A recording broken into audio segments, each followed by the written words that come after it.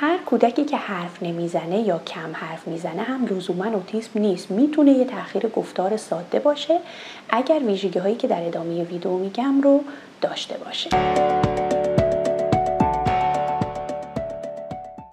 سلام دوستان، نوریه طهماسبی هستم، گفتار درمان تخصصی اختلالات طیف اوتیسم و توی این ویدیو قراره با هم بررسی بکنیم که کودک ما چه ویژگی هایی داشته باشه تا ما اطمینان داشته باشیم که این کودک مبتلا به اوتیسم نیست و دلیل حرف نزدنش یا کم حرف زدنش فقط یه تأخیر گفتار ساده است.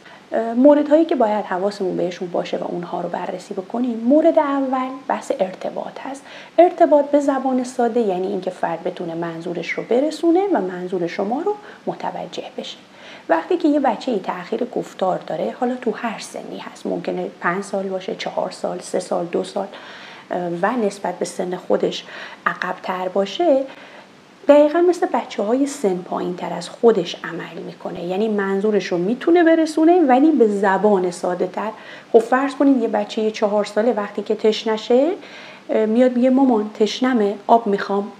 خب حالا این بچه اگه تأخیر گفتار داشته باشه، جمله‌ای که میگه شبیه مثلا بچه‌های سن پایین تره، میگه آب بده. منظور رو رسون، بازم مامانه میفهمه که آب میخواد ولی جمله کوتاست.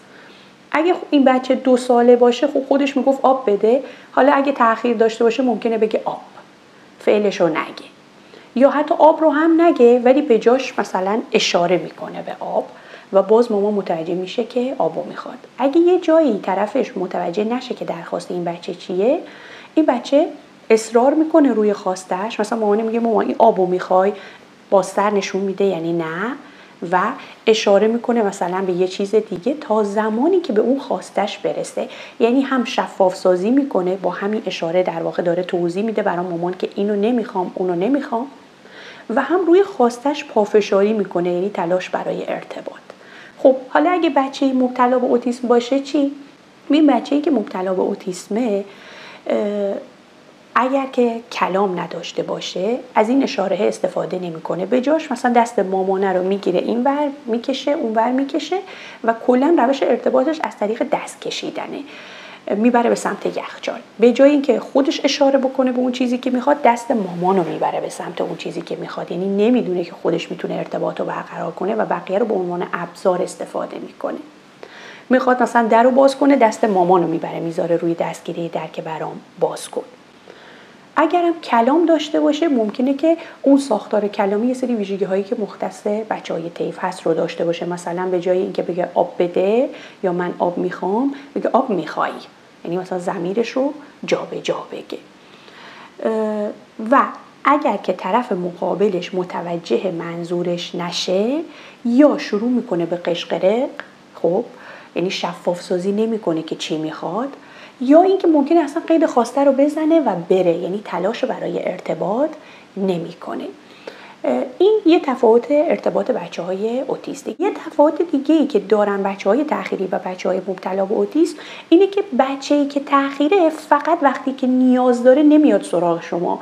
مثلا بچه تأخیری ممکنه یه گربه رو ببینه داره رد میشه، یهو به مامانش میگه مثلا پیشی. خب ممکنه نتونه بگه پیشی رو ببین ولی میگه پیشی رو نتونه بگه، با دست اشاره میکنه و مامان متوجه میشه آها اونجا داره مثلا یه گربه رد میشه. ولی بچهای طیف اوتیسم برای این مواردی که جلب توجه کردن هست معمولا پیش قدم ارتباط نمیشن. عمده ارتباطشون برای خواسته ها و نیازهاشونه و یه وقتی پیش میاد که مثلا بچه اگر 3 ساعت 4 ساعت چیزی لازم نداشته باشه اصلا سراغ شما نمیاد، با شما هیچ ارتباطی نداره. این یه مورد تفاوت اوتیسم و تأخیر. مورد دوم بحث تعامله. و این تعامل یعنی اثری که ما موقعی که کنار هم دیگه هستیم روی هم میذاریم. خب بنابراین لزوما منتقل کردن پیام نیست. یه موردهایی مثل تماس چشمی، من وقتی دارم با شما صحبت میکنم به چشم شما نگاه میکنم و شما متوجه میشی همه حواسم به شماست، من علاقه دارم به ادامه این صحبت، از رو چهره شما متوجه میشم خب الان حالت خوبه نیست، علاقه داری به ادامه این بحث یا نه. و اینا تعاملی هن.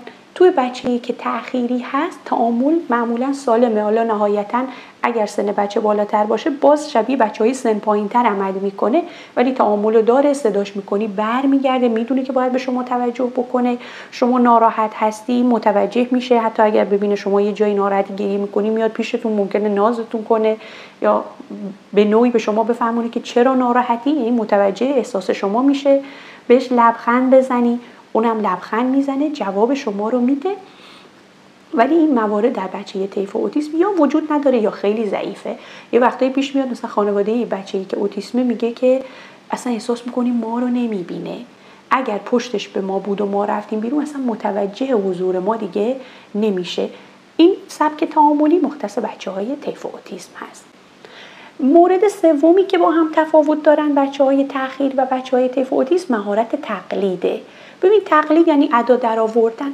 بچه‌ای که تأخیر گفتار داره، حالا تو هر سنی که باشه، توانایی تقلید رو داره، یعنی میتونه ادای کارهای شما رو در بیاره. شما مثلا این مداد ممکنه برداری برای خودت خط خطی کنی، اونم شروع میکنه یه مداد برمیداره ادا شما رو در میاره. شما بطری آب میخوای برای خودت آب بریزی، این بچه هم یه لیوان میاره کنار شما برای خودش آب میریزه سر سفره. باباشو میبینه مثلا داره نماز میخونه، اینم شروع میکنه نشستن بلند شدن، ادا بابا رو در میاره. شاید مثلا دختر بچه باشه ببینه مامانش داره آرایش میکنه، رژ میزنه، اینم دوست داره ادا مامانش رو دراره، از این کارا میکنه. اینا همه مهارت‌های تقلیدی هستند که توی بچه طیف اوتیسم هم به خاطر اون مورد قبلی که گفتیم تعامله و اون تماس چشمی که ضعیفه و هم به خاطر خود زیرساخت‌های تقلید، مهارت تقلید تو بچه طیف اوتیسم خیلی ضعیفه، ولی بچه تأخیری تقلیدش اوکی هست. مورد چهارم بازی هست. ببین بازی رو ما اینجوری تعریف میکنیم یه فعالیتی که هدف داره، توش یادگیری هست، توش خلاقیت هست و لذت داره. خب برای هر سنی بازی هایی که بچه ها انجام میدن سطحش فرق میکنه دیگه. یه بچه‌ای که مثلا 1 سالشه، نهایت بازی که ما انتظار داریم بکنه اینه که یه توپ براش میفرستیم، اون توپو بگیره حالا به شما پس بده.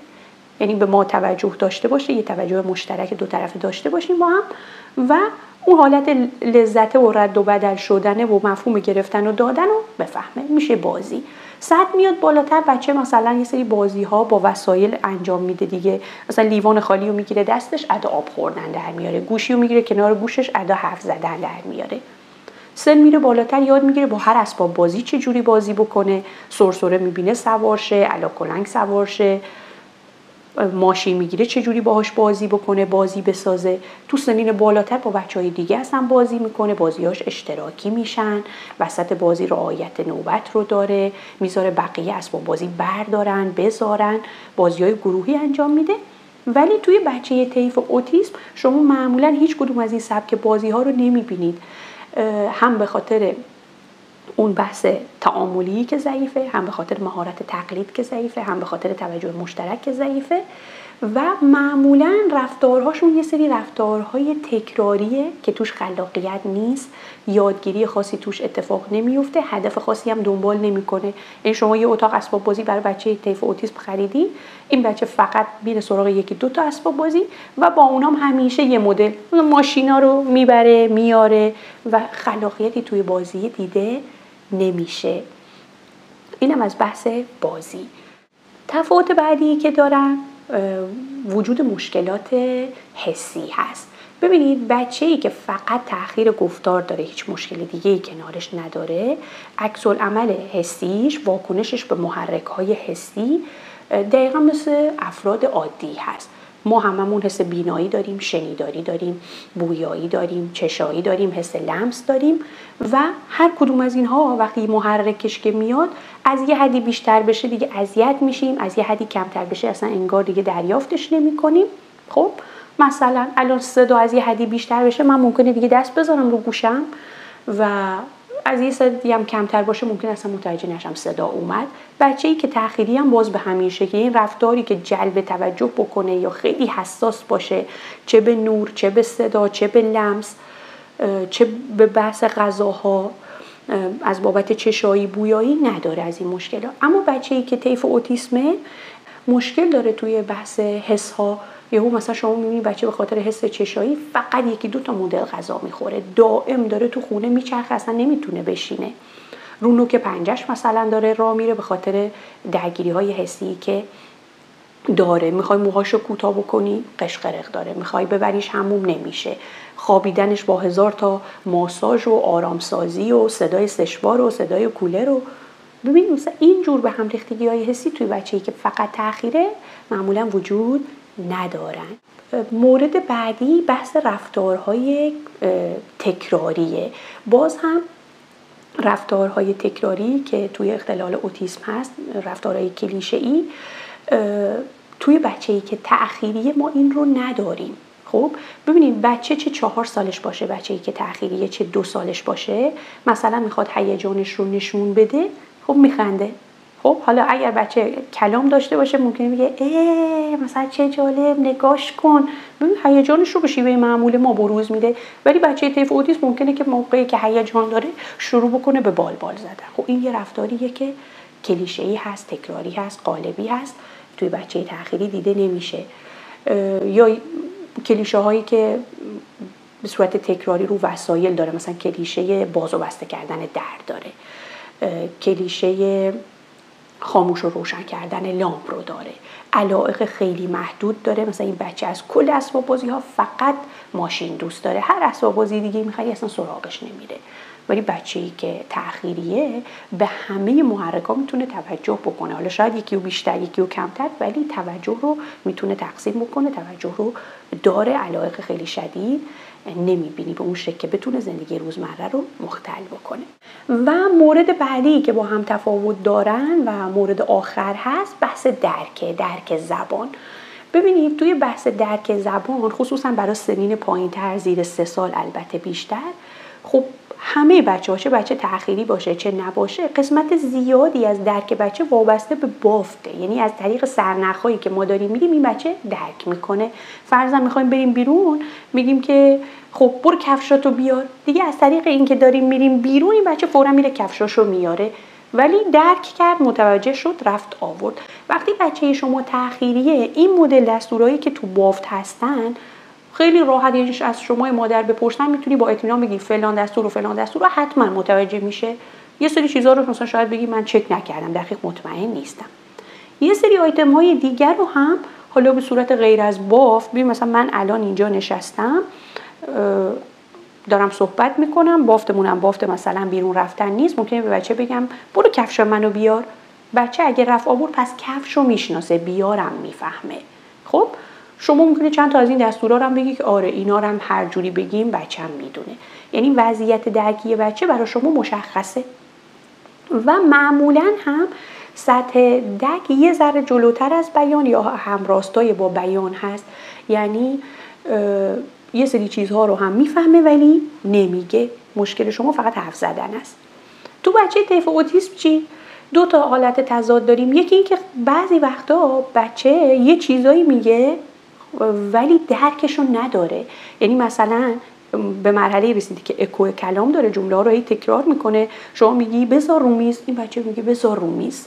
خب ولی انجام نمیده که اینو ببره بذاره روی میز، یعنی درکی از دستور نداره ولی تکرار کرد، بذار رو میگه، رویه رو میگه. یه عدم تناسب هست، یعنی بیان جلوتر افتاده از درک. و یه حالت دیگه هم به خاطر اون مسائل حسی که دارن و به هم ریختگی هایی که دارن، خیلی وقتا شما اصلا نمیتونی قطعی بگی که بچه‌م درک میکنه یا نه. حتی اون دستورای وابسته به بافتو، یعنی همون دستور ساده‌ای که گفتم کفشاتو بیار بریم بیرون، اگه این بچه تو به هم ریختگی حسی باشه ممکنه اصلا گوش نده، شما چی گفتی انجام نده. یه وقتی ممکنه آروم باشه بره انجام بده و شما میگی که نمیدونم، مودیه، بستگی داره، بعضی وقتا انجام میده بعضی وقتا نمیده، بلده ولی دستور پذیر نیست. ببین همه اینا ویژگی هایی هست که شما مثلا توی بچه‌ای که فقط تأخیر گفتار داره اینها رو نمیبینی، تو بچه‌های طیف هست. این 7 مشخصه تفاوت‌های اصلی بچه‌های تأخیری و بچه‌های مبتلا به اوتیسم هست. بنابراین اگر از این مشخصهایی که گفتیم بچه‌های شما اوکی هست، همه مسائل رو داره، توانمندی ها رو داره، شما خیالتون راحت باشه که این بچه طیف اوتیسم نیست.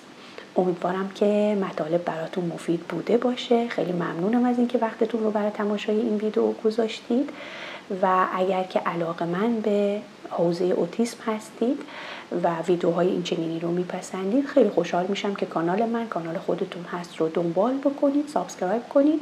اگر هم دوست داشتید اون زنگوله کنارش رو بزنید که هر زمان ما ویدیو گذاشتیم شما جز اولین نفرایی باشید که مطالب در اختیارتون قرار میگیره.